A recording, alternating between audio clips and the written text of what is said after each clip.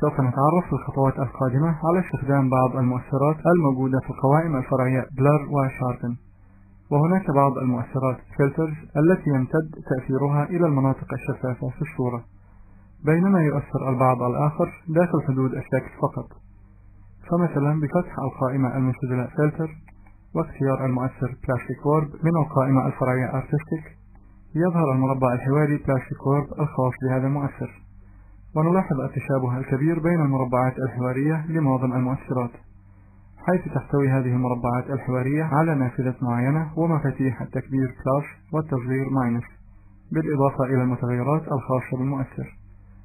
ولتطبيق هذا المؤثر نضغط OK.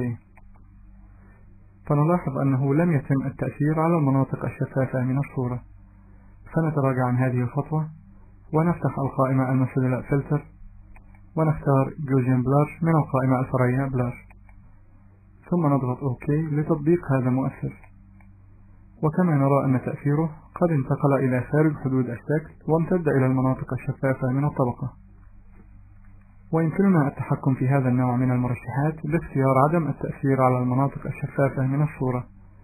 ولعمل ذلك نتراجع عن هذه الخطوة ثم نقوم بتشغيل الاختيار Lock Transparent Pixels من اللوحة Layers، ثم نقوم بإعادة تطبيق نفس المؤثر بالضغط على مفاتيح Ctrl و F من لوحة المفاتيح.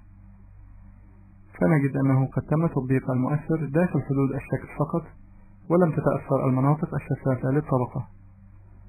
ونتراجع عن هذه الخطوة ونقوم بإزالة تشغيل الاختيار Lock Transparent Pixels.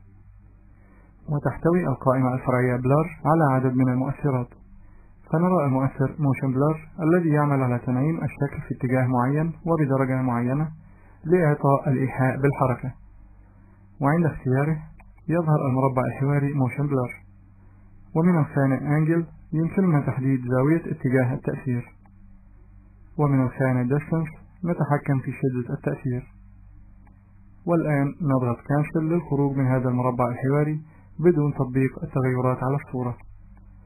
ومن المؤثرات الأخرى في القائمة الفرعية Blur المؤثر Radial Blur، وباختياره يظهر المربع الحواري الخاص بإعداداته. ونلاحظ عدم وجود نافذة للمعاينة، ولكن هناك نافذة توضح شكل التأثير، ويمكننا من خلال هذه النافذة تحديد مركز تأثير المرشح بالضغط في أي مكان داخل هذه النافذة. ومن الجزء Blur Method يمكننا اختيار شكل المؤثر، فباختيار Stem سوف يتم عمل تأثير دائري، والاختيار Zoom يؤدي لعمل انتشار قطري إلى الخارج.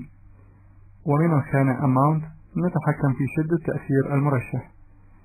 ومن الجزء Quality يمكننا تحديد جودة التأثير، ويجب مراعاة أن هذا المؤثر يحتاج إلى معالج بروسيسور قوي للتنفيذ.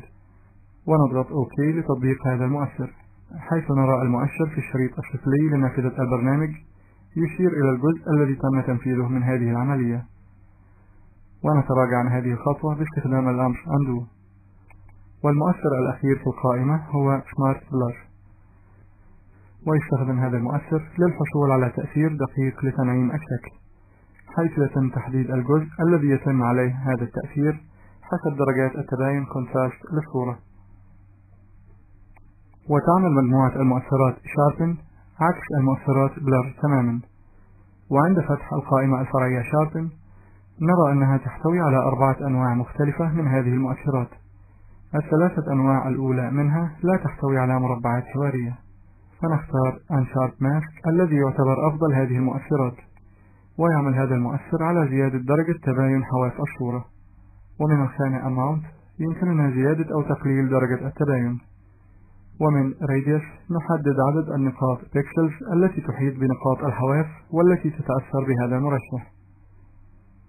ومن الخانة Threshold يتم تحديد الفرق في درجات التباين للنقاط Pixels التي يتم زيادة درجات التباين لها والنقاط الموجودة حولها.